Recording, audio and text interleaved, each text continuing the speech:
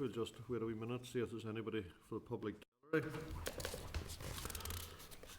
Any further declaration of interest, please note them now as well, or as we go through the meeting. Any apologies? No? Okay. Members, Chairperson's business, agenda item 2. Deputy Chair Declan and myself had a meeting with the Minister this morning for a short briefing prior to the urgent oral statement to the Assembly today relating to Lough Neagh report and the action plan.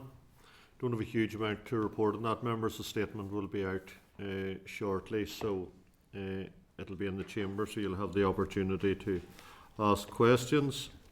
Agenda item 3 is the draft minutes of 27th of June 2024 in the pack, pages 6 to 18. Are you content? Yep. Thank you. Agenda item 4, matters arising. Refer you to pages 20 to 21 of your pack for the Department's response dated the 28th of June in reply to our letter of the 21st of June regarding challenges facing the mushroom industry and reliance on migrant workers on the Seasonal Agriculture Worker Scheme, otherwise known as SAWS. Anybody any further comment or content to note? To note, thank you. Matter arising following from our visit and meeting last week on 27th of June to Kilkeel Harbour with the Anglo North Irish Fish Producers Organisation and the Northern Ireland Fish Producers Organisation. The Committee agreed on behalf of the industry to forward concerns to the Department. I refer you to pages 24 to 27 of the pack, to the Clerk's memo regarding the list of concerns raised and also concerns regarding the draft fisheries management plan covering the Irish Sea demersal. The memo covers 4 main areas: labour and spatial squeeze, automation of prawn preparation, wind turbines, and the fisheries management plan, the demersal element. Members, thank the committee team for putting that together. Have you any further comment to make on that, or anything to add or remove? Okay, agreed. Happy. Thank you. Next item arising is correspondence from the Department dated 27th of June regarding a mistake in 2 briefing documents and 2 statutory instruments provided to the ERA Committee and discussed on the 20th of June. These 2 are 1, the draft producer responsibility obligations, packaging and packaging waste regulations 2024, and 2, the draft deposit scheme for drinks containers England and Northern Ireland regulations 2024. In both cases, the directive referred to should have been 9462 EC rather than 6462 EC. There are no errors in the statutory instruments. The officials would like to note an apology for this mistake and would like it recorded to be corrected. It's just a correction, members. There's no change to the rules itself. Are you happy enough? Okay, thank you. Next matter arising is response dated 20th of June in your table papers at pages 3 to 4 from John McArdle, Vice Chair of the Northern Ireland Mushroom Growers Association, to extend their thanks to the ERA Committee for the opportunity to present at the recent session held on the 20th of June. Notes the committee will meet the Minister on the 8th of July and asks support for the issues raised, particularly in relation to extending the criteria to include mushroom farms within the farm sustainability payments and to support the extension of the SAWS. Our agenda with the Minister is an extra meeting specific to a number of items. Are you content that we instead write to the Minister on the matter and forward these concerns? Agreed. Thank you. Next matter arising is correspondence dated 20th of June, the table papers 5 to 7 from the Mushroom Producers Organisation Limited, the Commercial Mushroom Growers UK Limited and Northway Mushrooms Limited, thanking the committee for the opportunity to present on the 20th of June. And they're also raising the issue of the Minister, so similar to the previous item, if members are agreed. Next matter arising is response dated the 1st of July from Brian Wilson in reply to our letter to Professor Brian Bell of the Migration Advisory Committee. This is in your table papers at page 8. Mr Wilson is responding on behalf of the Migration Advisory Committee Secretariat regarding its report to be published on the 16th of July 2024 and stating that the content of the letter representing the views of the committee has been noted. Once the committee team has received the report, it will be circulated to the committee, and if you're agreed, we can arrange to meet with Professor Brian Bell in September. Agreed? Next matter arising is correspondence from the clerk to the Committee for Infrastructure dated the 1st of July 2024. It's on pages 9 to 30 of your table of papers. It's regarding Lough Neagh and Northern Ireland water. A copy of the letter has been sent to us. All agreed? Do we note that? Next matter arising is correspondence from the Department dated the 1st of July 2024, pages 23 to 25 in your table of papers. It's in reply to our letter dated 21st of June in connection with the Budget Rural Micro Capital Grant Scheme. That's where we asked for a short extension of up to 2 weeks. But the department have indicated that they don't feel an extension would be required. And he's concerned, the Minister's also concerned that it would be falling in the July holiday period. So again, you can tend to note that. Basically haven't accepted our request for the 2-week extension, and it's getting quite close now to the time line for it. Okay, agenda item 5, members, is briefing from the department. Overview of knowledge measures under the Farm Support and Development Programme. I refer you to the briefing papers at pages 31 to 34 in your pack on the proposed knowledge transfer measures under the DAERA Farm Support and Development Programme. So I welcome Martin McKendry, CAFRE Director, Rosemary Agnew, Director of Agriculture Policy Division, and Paul McHenry, Head of Knowledge Advisory Service.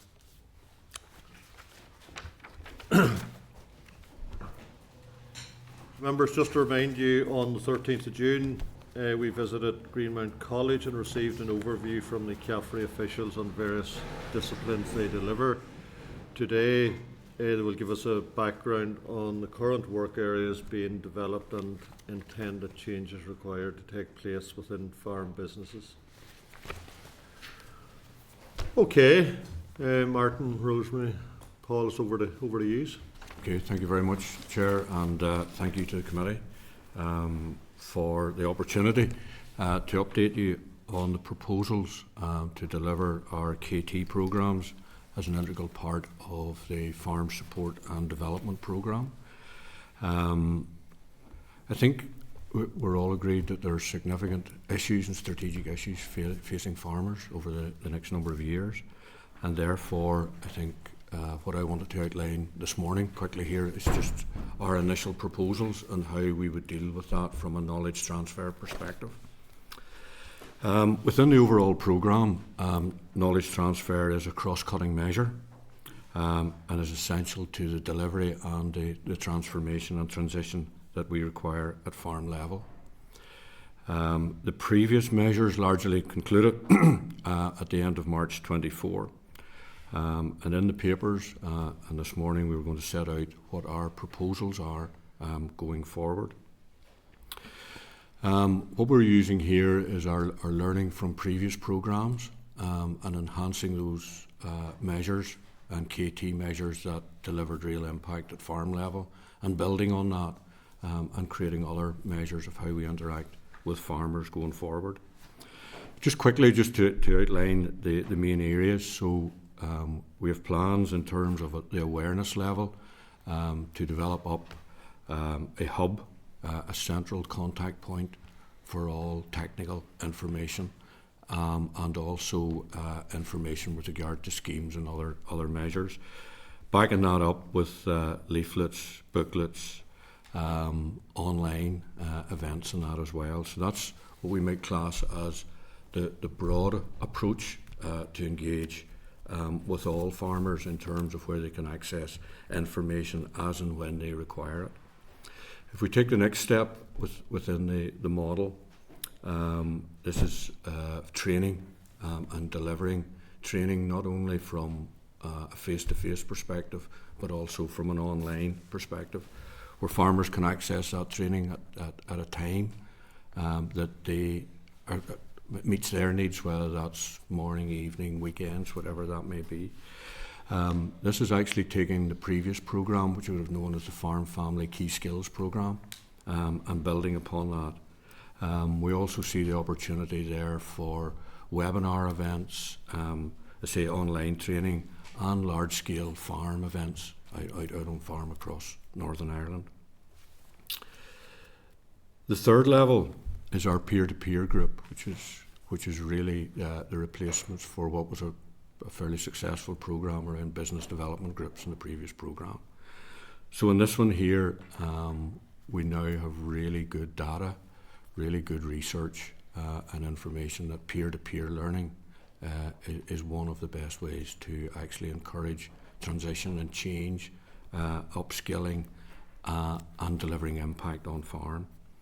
And our proposals there are to take the existing business development group model and lean that much more heavily towards sustainability, where we would class these as sustainable development groups of farmers in a local area, sector-based, delivering not only from a productivity point of view and gross margins, etc., all the stuff we've done previously, but then enhancing that in particular sectors with performance indicators linked to environmental policy or environmental strategies. The other new one here is that is quite a commitment for a farmer to become involved in a group for a 6-year period, and it's a whole farm development programme. And we now have proposals around what we're classing as themed groups. So they use the same model of delivery, they use peer-to-peer learning, but they're shorter in terms of time and they're more focused. And we can use that themed approach for particular areas of the farm support and development programme. So what we're talking about here is things like a genetics group linked to the livestock genetics programme, biodiversity group, beef carbon reduction group, calving at 24 months, so much more focused around, and they could be anything from 2 to 3 to 6 events, either over a 12-month and 18-month period, whereas the sustainability development groups are much more a 5 to 6 year farm programme.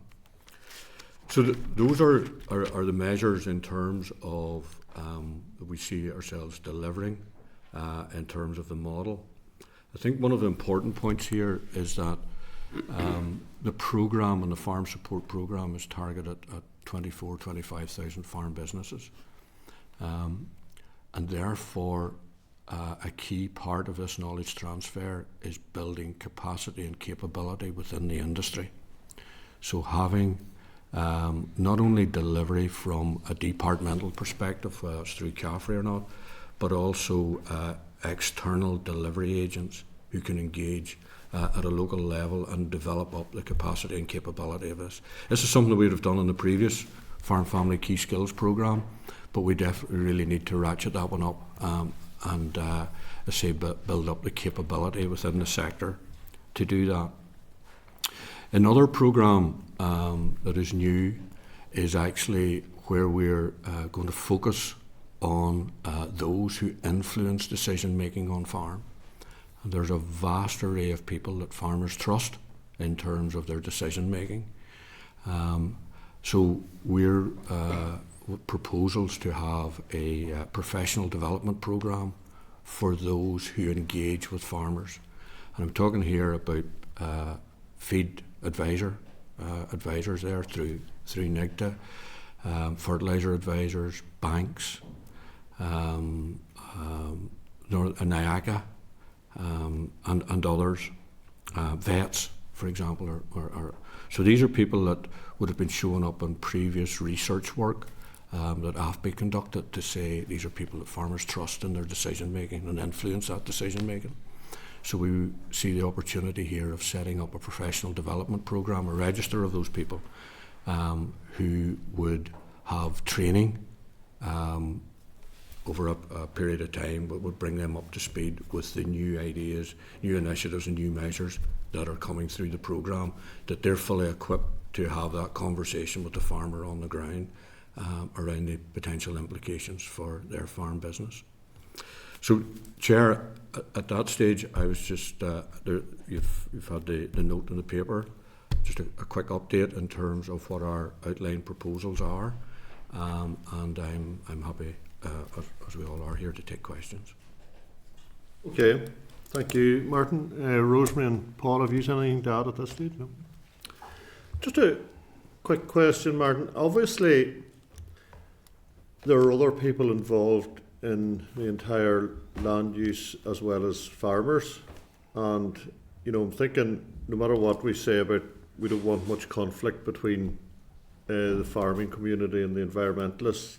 There is that conflict, and I'm wondering, is there any possibility of trying to either bring the two together, or at least some sort of, and maybe it comes onto that professional programme that you talked about, whereby the environmentalists get a knowledge or a better awareness of what the farming community's going through and thinking, and how they have to manage things, and the same that the farming community can get an idea of what the environmentalists are thinking, so that maybe there's a better understanding along the way, because sometimes it is a standoff almost and a conflict.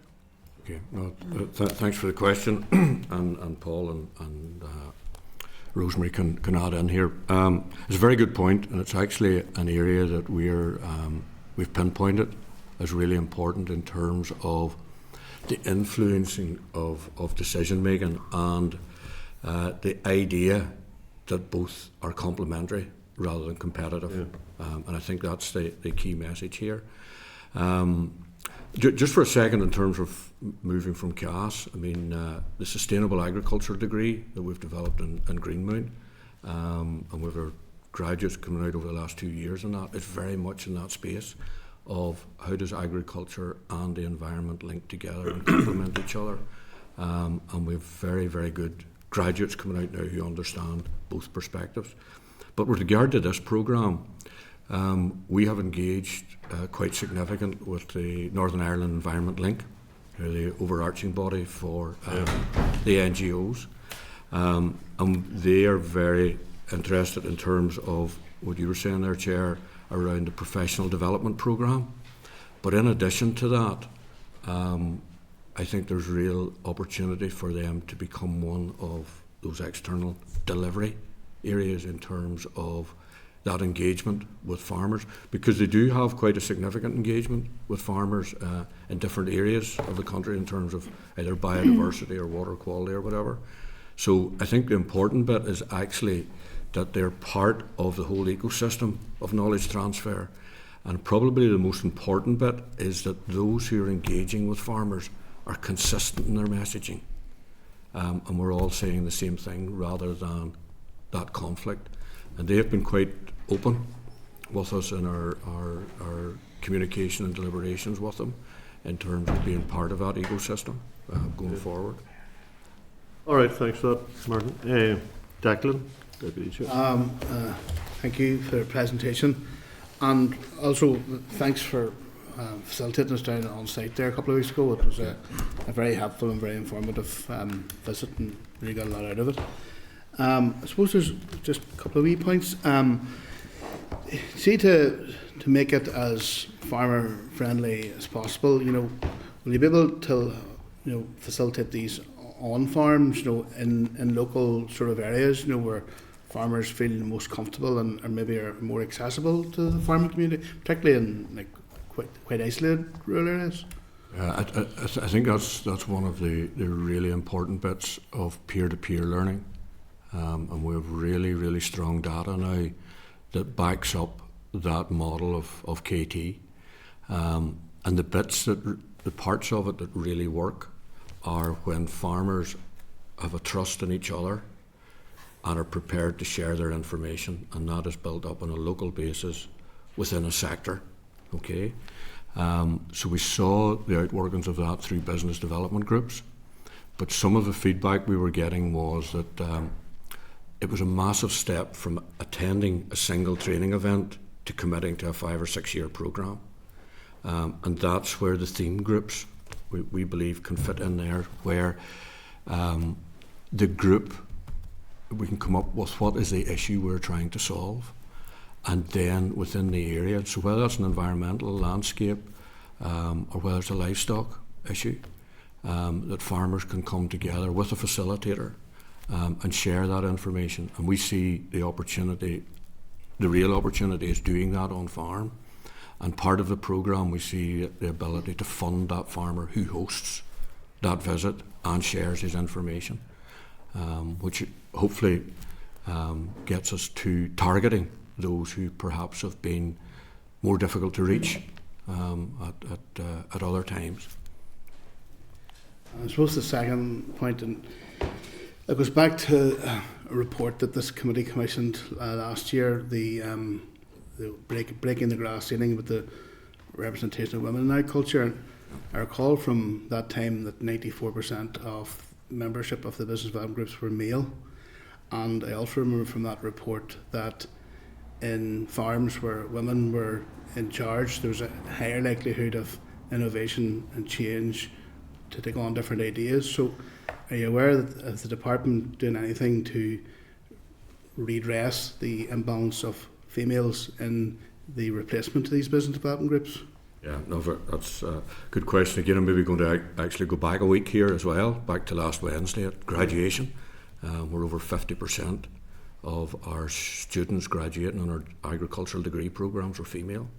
So there is quite a shift in terms of young people and young females wishing to come into agriculture. But your specific question around groups, so what we're going to do within the programme, and it actually, we're going to offer, our proposal is to offer the opportunity for women groups, either within business development groups or within theme groups.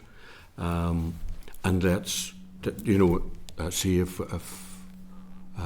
really what not the market, but what the need is out there for that.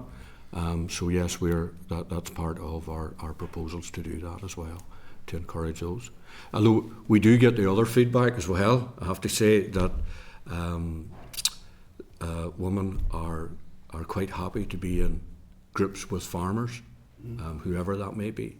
But we're quite happy to offer that opportunity on this programme, which wasn't there in the previous one. Thank you, Martin. Thank you very much. Thank you. Michelle.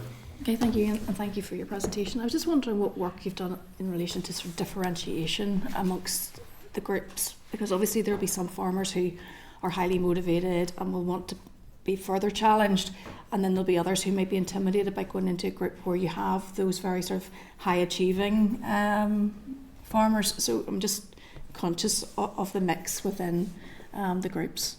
Yeah. That's a really good point, because you get quite such a diverse range of people within a group. I think one of the things that we've done in Caffrey, and for any others who would be facilitating a group, all our advisors are trained to level 7 on facilitation. So not only in terms of bringing farmers in from a broad perspective,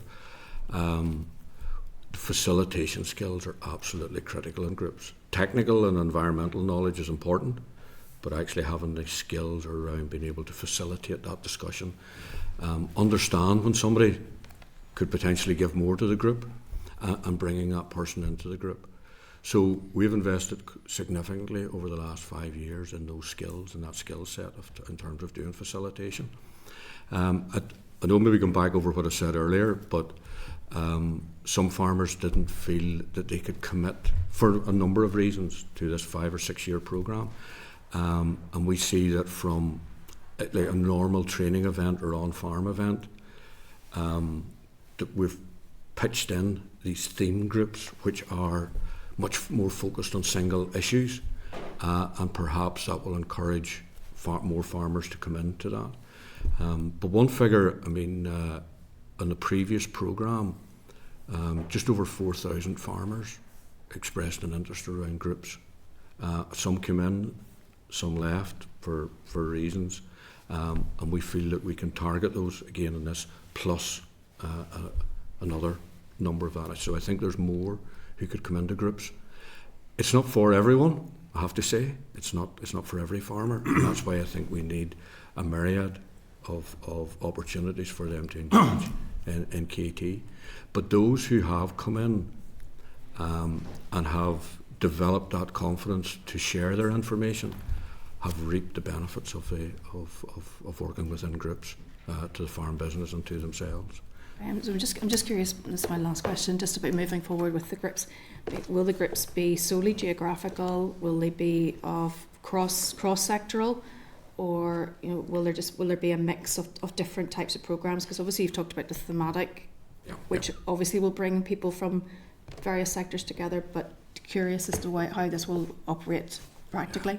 Yeah, we were very much, and Paul may want to comment on this after, we were very much focused on sector groups in the previous programme, and within the sector, but within the locality, okay?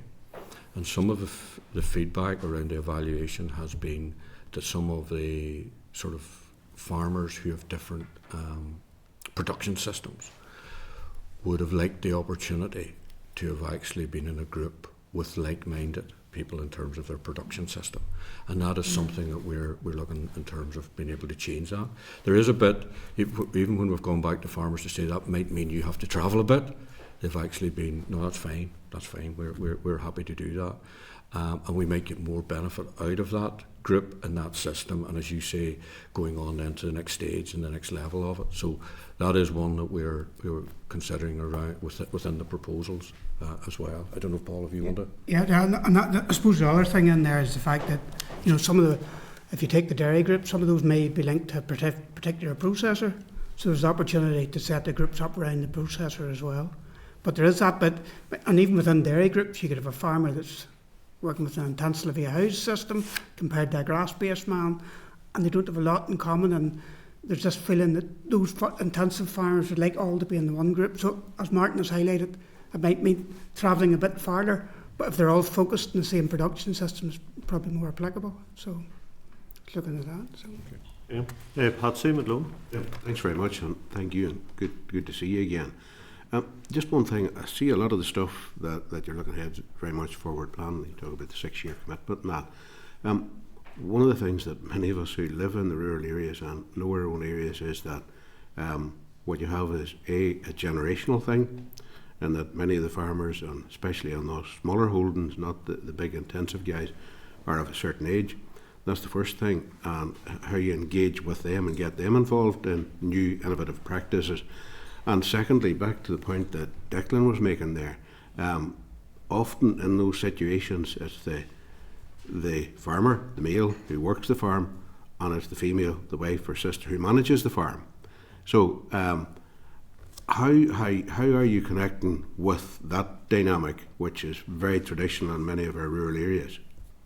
Yeah, no, good question. I mean, this is it's almost a $6 million question.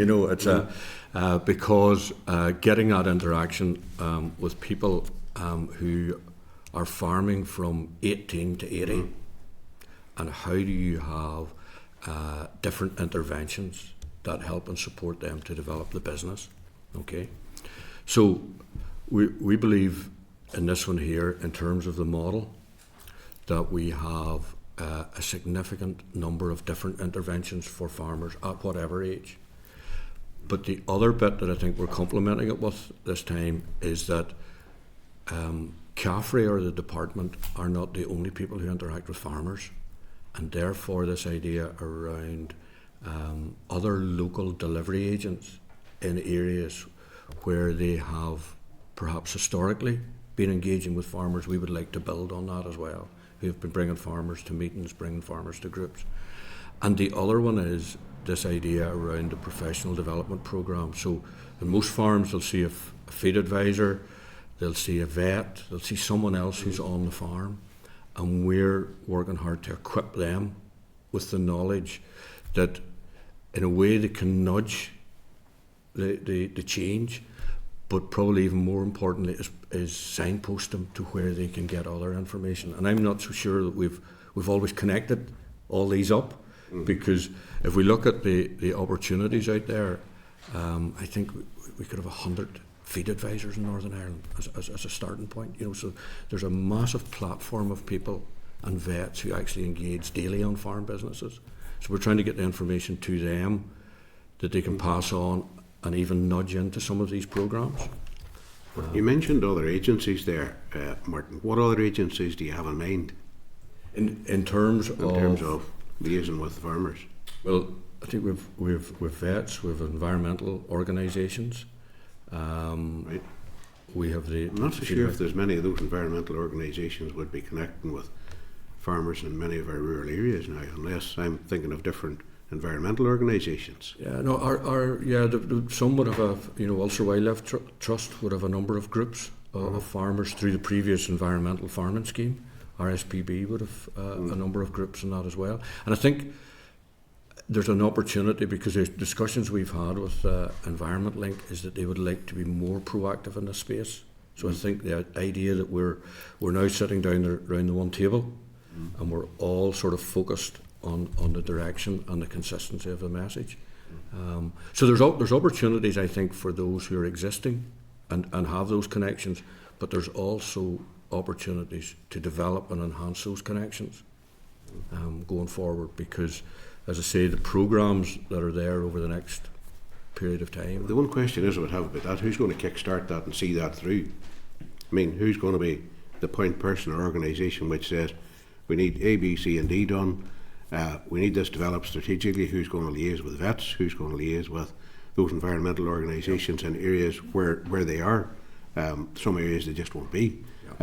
Who's going to do that strategically to ensure that that type of information, that type of development that's needed on farms is delivered, and that you're not left with someone way up a mountain somewhere who has no connection with them other than maybe the vet, is left isolated, and his farm, which is maybe a well and good working farm, is less well developed as others who are maybe in some of the more not suburban farm types, but you know what I mean, that would have ready access to those facilities.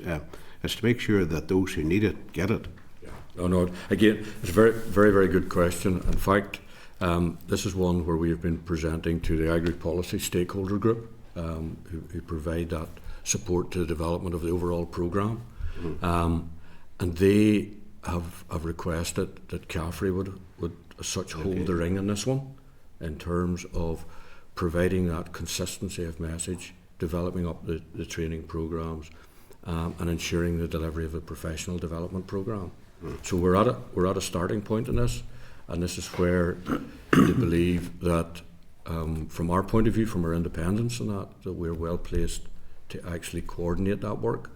I think what I was saying earlier was that CAFRE work with a number of farms out there, but we don't work with all farms.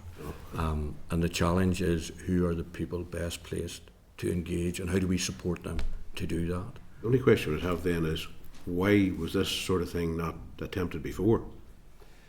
Yeah, well, there's one here. I think that previously a number of different organisations were involved in this space, okay? And farmers had the opportunity to come to events and engage in it or not, but it was very much driven from a productivity point of view. So there were the opportunities to actually, will I engage and will I do something? Okay. The agenda that we have over the next 10 years and the policy and the strategic direction, it's almost not optional. And therefore, I think that's kick-started a lot of this thinking that perhaps should have happened a number of years ago, I take your point. But actually, for farm businesses, the Farm Support and Development Programme will have an impact on all farm businesses going forward. And therefore, the challenge on knowledge is getting that to the farmers through the most appropriate route at the most appropriate time. And this is our initial thinking on that. But I mean, I think we will have to develop and change and listen going forward with it. Good luck with it anyway, okay? No, thank you. Right. Thank you. Okay, thanks, Chair. William Irwin. Thank you, Mr. Chairman, and thank you again for your presentation. It's good to know there's young people coming into farming in large numbers, and that's welcome, but the average age of farmers are 55 or thereabouts, so in the past I think it's been difficult to get those older people involved, and Patsy touched on that. I think there's a job of work to be done, and I think there has to be some sort of encouragement to get them involved, because it's going to be very important for the future for the farm business. So I think you have to think, well, you're going to have to think outside the box to get those people involved. Yeah, and maybe Rosemary will want to comment a wee bit after this, but if we see the proposals for the Farm Support and Development Programme, there are 3 clear areas where conditionality is added to the farm sustainability payment, so our carbon, our genetics, and our That's soils. a bit of encouragement there. Yes. So, and I think the challenge then comes to us. How do, again, back to Patsy's question, how do we deliver that knowledge to them in the right place at the right time by the right people? And it isn't a one-size-fits-all. I think what we're trying to say here, there's a hybrid approach to it. So where farmers want to do, for example, soil nutrient health scheme training, it's available online. It suits quite a number of farmers in terms of they can engage, they can do part of it, they can come back the next night, they can do it whenever they want. Others are very much more face-to-face, and we offer face-to-face training as well. And I suppose in addition to that, what I was talking earlier is that those, the form fillers, NIAC and others who have a knowledge of the soil nutrient health scheme will be engaging daily with farmers as well, and hopefully nudging them to these opportunities to get the knowledge.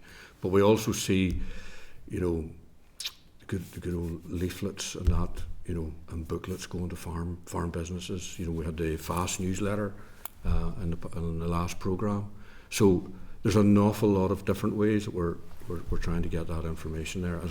Rosemary, if you wanted to comment any. Maybe, I think we've discussed it at a previous meeting of the committee around the conditionalities for the farm sustainability payment from January 2026, and we're planning that participation in the soil nutrient health scheme, which is undertaking soil nutrient health and completing the training when it's offered to a farm business, is the condition that would have to be met to tick the box for that payment. So we're trying to, in many ways, as you using your terms, kickstart or try to incentivise it. But we're also trying to bring as many people with us as possible. And back to Mr. McGlone's point, we're looking at, can it be any member of the farm business that undertakes the training? Because we recognise that in some cases, someone is out working the farm day and daily, but someone else is trying to influence those decisions. So we're exploring, can it be any listed member of the farm business that can get the tick on the training to try to encourage that moving forward. So I think, it's all, as Martin said, it's all part of what we're moving on. And I think, we're obviously interested in your views around how we try to encourage people to undertake training and to get the knowledge that's necessary moving forward. Well, that'll be very welcome. I think it's very important. Okay, William. Declan wanted back in briefly. Just thanks, Chair, for letting me back in briefly. And you probably have thought of this, and I would have just going to mention it. That farmers congregate to the marts. And have you thought of the marts as somewhere where you could set up stall or host events to disseminate information? Yeah, I mean, we have done that in some cases previously in terms of the wider programmes, and I think we've done that through beef carbon reduction programme there, and it's really important in terms of that being a connection point for farmers. I do remember back in some of the March sheep ID that was being done on the ring with ewes and that there, so it is another vehicle where we can do that, and perhaps the venue aspect that we talked about, that is an important point. That is an area where weekly you get high numbers in terms of being able to influence that. Yeah, I would appreciate that one. Yeah. Yeah. Just one other point around just transition. Have you got any briefing on just transition or how that might operate and what might be required for you to operate in a training process for it? No, that I can say no in terms of any policy development in that area. I think that's correct, Rosemary. But I think what we have here is a model of delivery with different levels and different interventions that, irrespective of the policy, that the model, you can pick and choose through the model which areas will deliver the greatest benefit. And we have good underpinning evidence to say, which areas respond better to different parts of the model. So no, we don't have. Specifically, there has been no briefing around just transition. No comment. Maybe just to come in, there is, as you know, Chair, a Just Transition Fund for Agriculture contained within the Climate Change Act, and work is really only commencing around what that Just Transition Fund for Agriculture might be. But quite obviously, budgets are extremely tight, but there would obviously be a funding requirement required, but there would also be knowledge and education and training, but the work has just commenced as part of the development of the climate action plans and moving that forward. I think there's a number of stages also have to happen around the appointment of the Just Transition Commission and the Just Transition Commissioner, if I've got those terms correct. But work is commencing, and certainly there's some of my team looking at what that Just Transition Fund for Agriculture could compose of or comprise of. Okay. And we'll come forward with briefing to the committee in due course on that.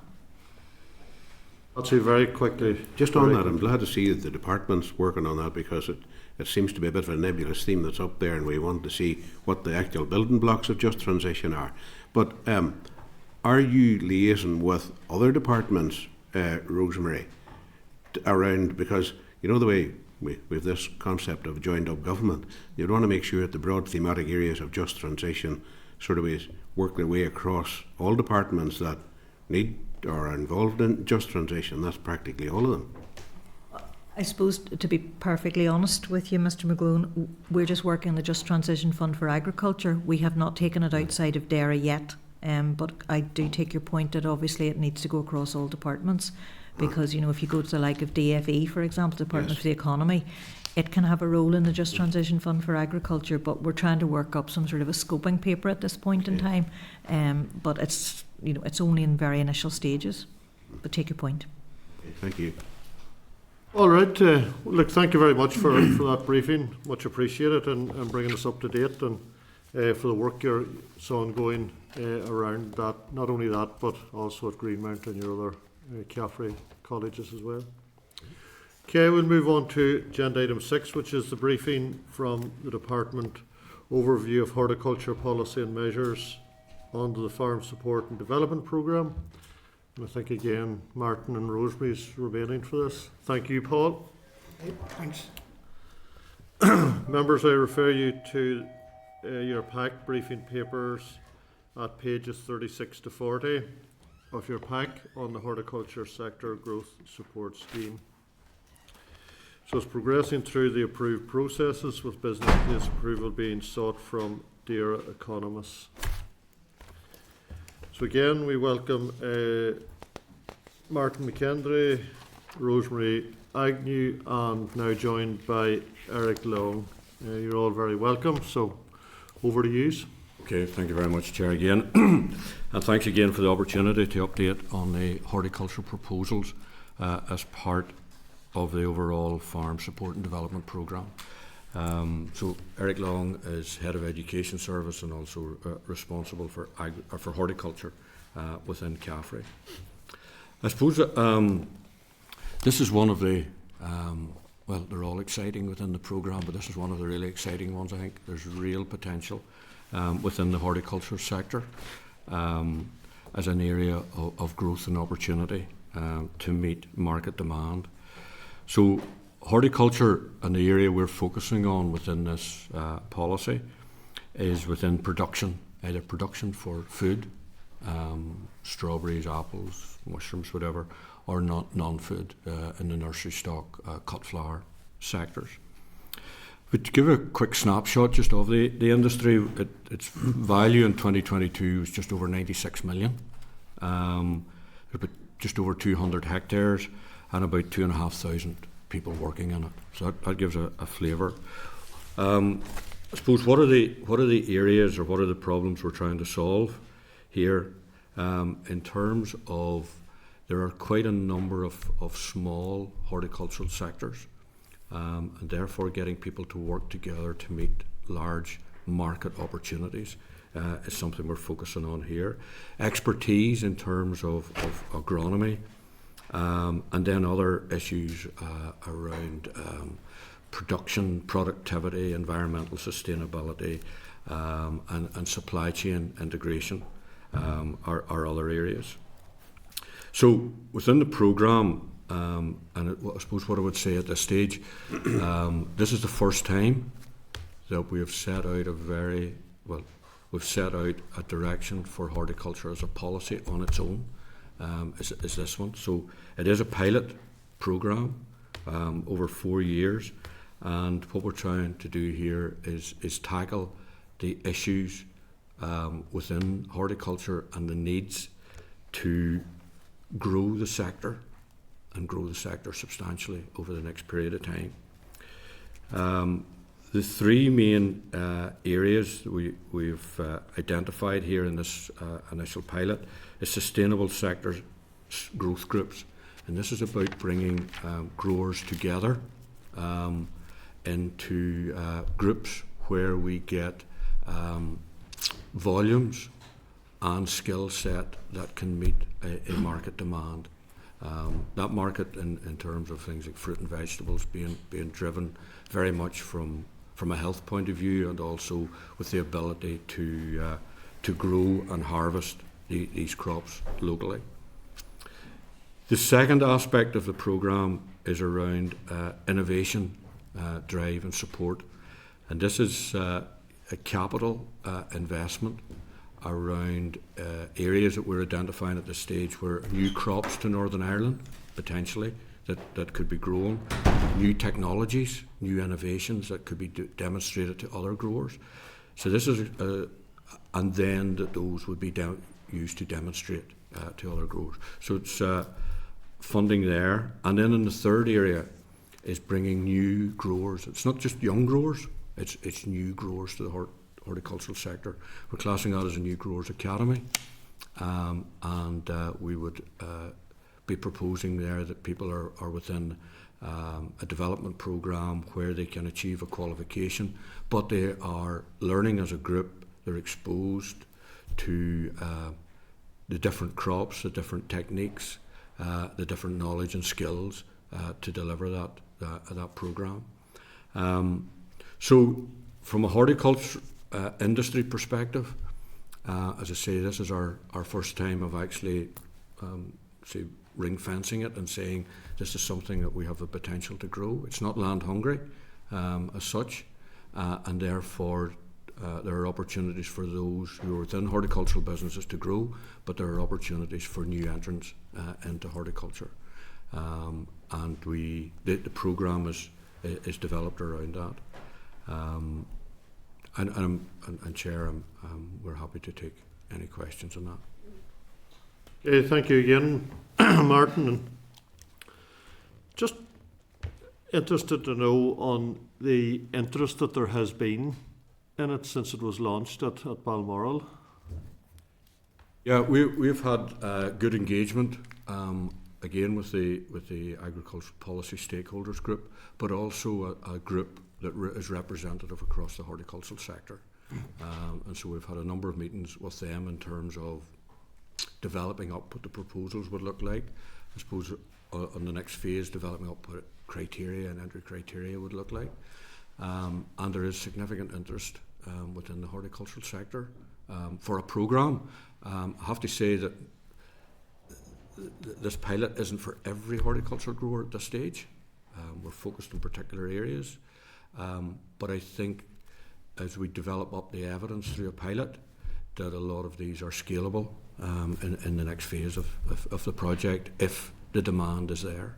But we have had good interaction with the sector. I don't know, Eric, if you want to comment any further on that. No, absolutely. And I suppose just in advance of the announcement at Balmoral, so Chair, we had a stakeholder engagement event with representatives from the chairs and secretaries of all the horticulture subsectors in the north.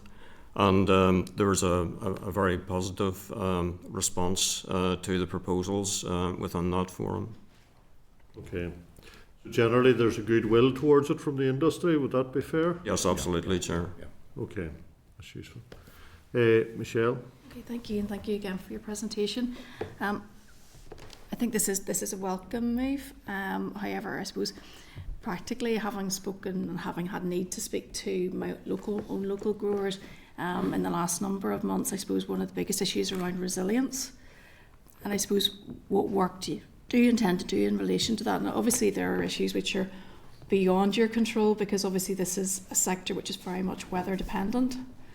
And we've seen sort of the catastrophe that's been caused as a consequence of flooding and so on. Issues then associated then with market access, and also there's issues around workforce.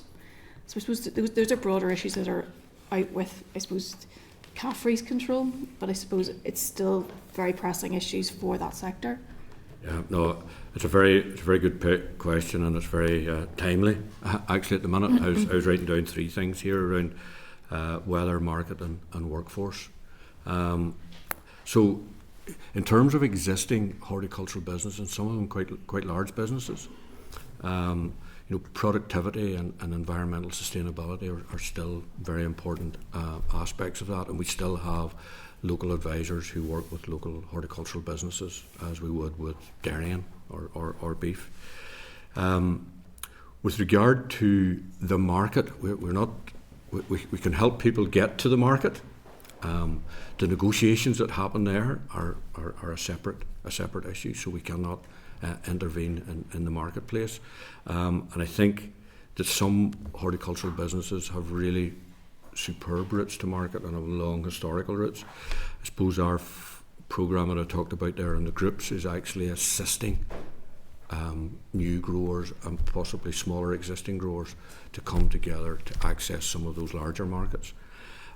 With regards to the workforce, we see in the innovation programme the opportunity there to invest around robotics and automation, and that is something that is happening across different sectors, whether that's in engineering, whether it's in food, and there's definitely the opportunity within horticulture, because there's some really good technology out there, and we see the opportunity in that programme to provide funding to businesses that are transitioning to that automation robotics bit, to reduce the reliance on labour within the business. And I think we could see fairly strong demand for that one, back to a question from the chair earlier. And there's the opportunity then to make that scalable. I think in our previous programmes, one of the criticisms that we would have got from the horticultural sector was that horticulture was kind of bottom of the page in an agricultural capital programme. So now we have the opportunity actually to sort of pivot towards horticulture and say, come forward with your ideas around technology and innovation. And in addition to that programme, we also are proposing the opportunity for them to get expert advice and agronomy advice depending on the piece of innovation. So we can actually use that to bring experts in from wherever in the world to support that in terms of that innovation and leverage as much out of it as we can. But I don't know if that answers all the questions earlier. But I suppose it was about that idea of building resilience. Yeah. And obviously that would have to then go hand in hand then with the department as to how what assistance then that they could perhaps give at times of crisis as well. But I suppose it's, from your perspective, it's about having those conversations, I suppose, with growers and their businesses. That's a so with existing businesses. Yes, that's the work that we're involved with at the minute. and then, as I say, for new businesses or ones. My concern would be that locally we've had businesses which have been passed down through generations, and it's now got to the point now that the business is now being folded because they maybe don't see a future, and that itself is incredibly disappointing, particularly given the quality of land that we have in my particular my constituency. But it is about how I suppose we have a mindset of trying to give assistance when it's needed and giving support when it's required. Yeah, and I think it's a very, very difficult marketplace within horticulture that is highly dependent on the weather and the quality of produce. And I think that, I suppose from a departmental, or Rose maybe want to comment in terms of that intervention whenever we have an issue or a catastrophe is similar to other sectors in terms of that support. Yeah, thanks, Martin. I was just going to come in on that. Around within our agricultural policy, members will probably be aware we've talked about a crisis framework and the development of a crisis framework.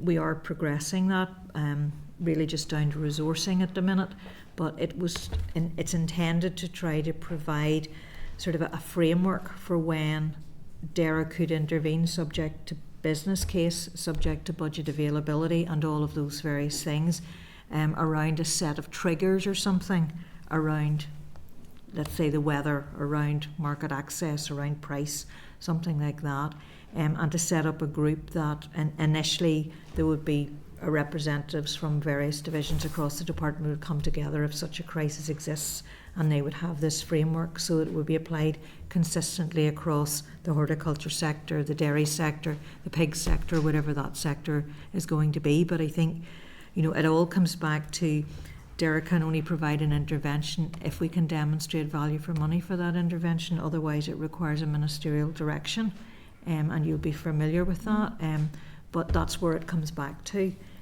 But work is planned to take that forward, so at least the framework would be there if such a situation happens, and the intervention would then be a bidding process. It would have to be a bid into a monitoring round or something to fund that. So that's really where that is. We've left sort of the luxury of having access to EU funds for that kind of thing, which was set up previously. We don't have that anymore. Hopefully that's helpful. Thank you. Commissioner. Patsy. Thanks very much, Chair. Can I maybe just take you through, my inquisitiveness is getting the better of me, your proposals there. Proposal 1 refers to a pilot programme that's facilitated and underpinned by special technical business and supply chain expertise. What in practice does that mean? In other words, what's that delivering? Okay. And sorry, my second question is then, capital grants and other support mechanisms available for those planning to grow crops new to Northern Ireland. Have you any idea what those new crops might be? Just if any of the proposals have come forward for them yet, or any ideas? Well, I suppose first of all, I'll say we're in the final stages of getting the business case approval. So hopefully over the summer period, and then launch the programme from that. Right. And Eric, again, will maybe know a little bit more of the detail in those two areas. But with regards to the first one, what we're looking for there is groups of growers who are growing a particular product, say for example strawberries or raspberries or blackberries or something. And we have individual ones who have small acreages or small land area, and may actually be producing that for local consumption or local shop or something. There are real opportunities here to actually pull these growers together and perhaps expand that acreage to meet larger markets, whether that's in the larger retail side or whatever. And we see the opportunity not only in terms of facilitating the group, but also bringing in supply chain expertise to get them the access to the market. So that person there would have that expertise in terms of dealing with retailers, whatever, in terms of the market. We also have the technical experts in terms of the productivity and the production efficiencies from the crop that you're growing. And And we probably see in this programme, our initial indications are about 6 groups with about somewhere between 5 and 10 growers in it. So we're not restricting even the numbers of growers. We're trying to be as open as we can and as flexible as we can with the programme. But initially we see that the sectors that we're targeting, Eric, are around fruit, top fruit, cut flowers, nursery stock, vegetables. And vegetables, yeah, for those who are doing. So those are the sort of areas where we're trying to bring people together rather than working individually and be much more of a cooperative in terms of meeting that demand. And then we have the ability to fund additional expertise to support them, whether that's in facilitation of the group, market access or technical. Right, okay. That's grand, thank you. Okay. All right, Patsy. William Irwin. Thank you, Mr. Chairman, and thank you again. I think there is potential in some areas of horticulture, and I think for cut flowers, for instance, I think, if I'm not mistaken, a vast amount of that's imported from Holland or somewhere else. So there is, and not large amounts of land are required. So there is opportunities for small farmers to get involved. But I do think there needs to be aid and support to encourage that. Other regions has aid and support. The Republic of Ireland has aid and support. Very little in Northern Ireland. The other issue in the vegetables, I have a large processor beside me, neighbour of mine, and he has had to grow more and more each year because there's so many quitting. He can't get growers, so he's necessitated him growing more and more each year because he can't get growers. So he believes there needs some encouragement. So what more can you do to encourage? Not just, I think there needs some sort of support or targeted support to help, in my mind. Are you thinking like vegetable growers or large scale vegetable growers? Not large scale. The difficulty for this processor is the smaller growers that are supplying him have all just dropped out because it's not profitable. I suppose there's a couple of points that maybe I was going to pick up on. I mean, one of the parts of the programme, as I said earlier, we can't do a lot around market price. I understand that. But one of the things we can do is around developing these programmes in terms of improving productivity, or even different crops. And that's one of the things we wanted to look at on the vegetable side. We have a number of traditional crops, but there are other opportunities for other crops. I would think a lot of strawberries are imported too. Absolutely. And there are opportunities here for things like strawberries. Cut flowers is a perfect example. We can grow varieties of cut flowers in Northern Ireland that the Dutch can't. Yeah. So we have areas where we have real market advantage, and the idea through this programme is exploiting that advantage, that we can grow these. We have Dutch people across in Northern Ireland saying they can't grow lilies the way we do because the summers are too warm. They don't get the thickness of stem, they don't get the quality. So we can grow crops here that others can't.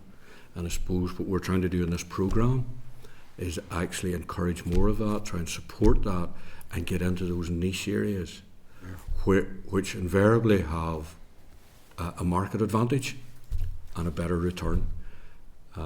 There is huge opportunities that we could be grasped. Yeah. The other one that we're really looking at, and I go back just to the CAFRE bit, the education component, because we have high numbers of young people going home to farm, and I think you had on it there. Horticulture is not land hungry, and there are and so what we're trying to do is connect the horticulture part and Greenmount with the agriculture part, and there are ideas in there around offering an option in final year for things like level 3 or the degree programme to get exposed to the opportunities that there are in horticulture, because they're going home with the land there and the opportunity. And I mean, historically we've done it in other areas, you know, and poultry, mushrooms previous to that. So I think there's real opportunity in this one. Thank you. Okay, Anya? Thank you, Chair. Just a quick question off the back of some of your comments there, Martin, in and around market access and widening the market. Has there been any engagement at all with the Department of Economy through Invest NA? Yes, they would be sort of DFE and Invest NI, so we would have a very close working relationship with them from a lottery perspective, from a food aspect, and this is one that we would want to build on within this programme as well as we go in. That they would really have good knowledge of the people out there who can support these groups. So yeah, we would want to work in connection with DFE and Invest NI on this one. Okay. Martin. Thank you, Chair.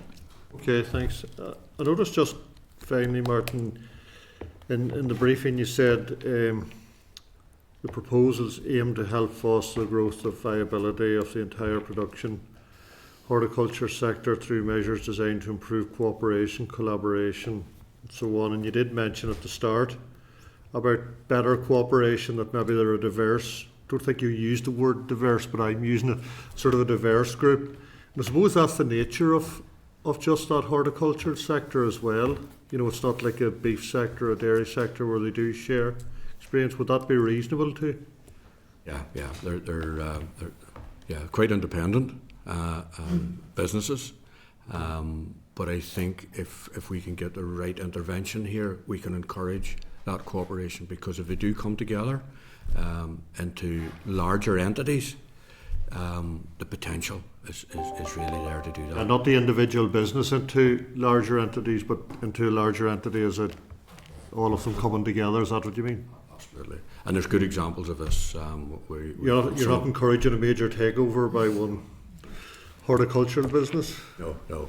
We've good examples of this in Holland, and we've had staff go across to Holland to visit Wageningen and the work they're doing. So there's a lot of good work going on in other areas, and we're quite happy to pick it up and use it here as well. Okay.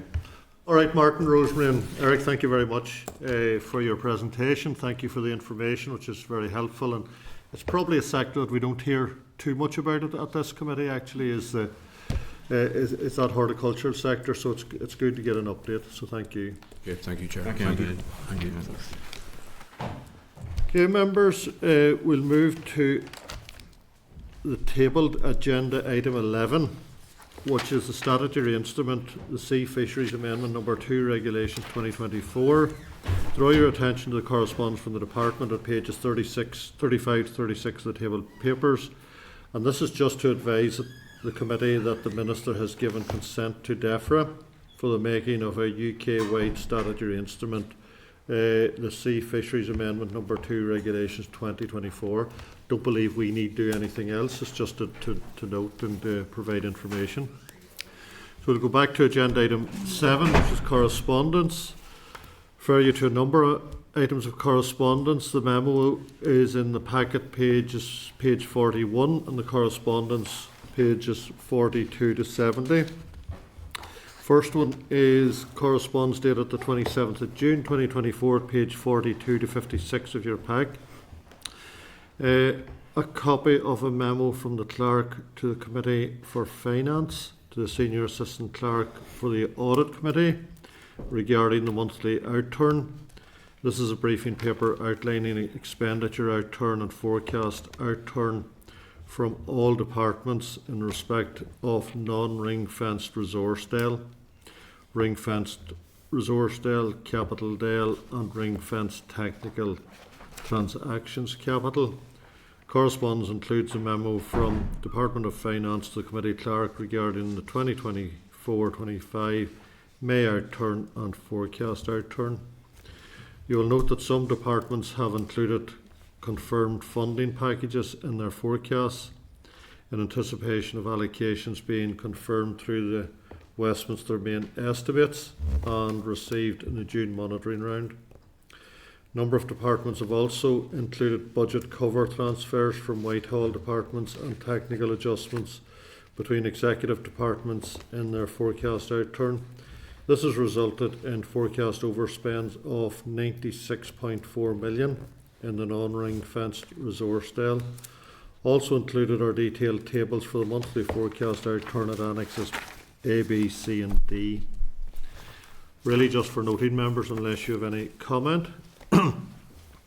Next item of correspondence dated 27th of June 2024 from Rebecca Dalzell McCarthy, Communications Manager of Phoenix Energy, and it's at page 57 of the pack. Are you content to note? Okay. Next item, members, is the Examiner of Statutory Rules 20th report dated 28th of June 2024, page 58, starting at page 58 of your pack. There are no SRs relevant to this committee. 7.5, I refer you to correspondence dated the 1st of July 2024 in the table papers, pages 27 to 30, regarding the ISNI delivery tracking system. Investing activity report for DERA dated the 30th of June 2024. This is an executive initiative designed to collate up-to-date information on the status of projects and their underlying investing activities. Any comment on that? Quite comprehensive. Refer you to correspondence from the clerk to the Committee for Infrastructure dated the 1st of July 2024 at pages 31 to 33 of the table of papers regarding the oral evidence it took from Renewable NI, ABO Energy and Renewable Energy Systems. In the evidence sessions, concerns were raised about the length of time taken to process planning applications for renewable energy developments and delays in responses from statutory consultees. Particular attention was drawn to the Northern Ireland Environment Agency. The Committee for Infrastructure agreed to convey its concerns about the matter to the ERA Minister and to copy that letter to us. Any further comment on that? It has gone to the Minister, so I don't think we need to do anything more about it, but we're very well aware of planning delays anyway, through, I suppose, as a result of NIA. That ends the correspondence. I just wanted to raise, members, we still haven't got any correspondence, I'm just thinking, in relation to the retained regulations with the UK government.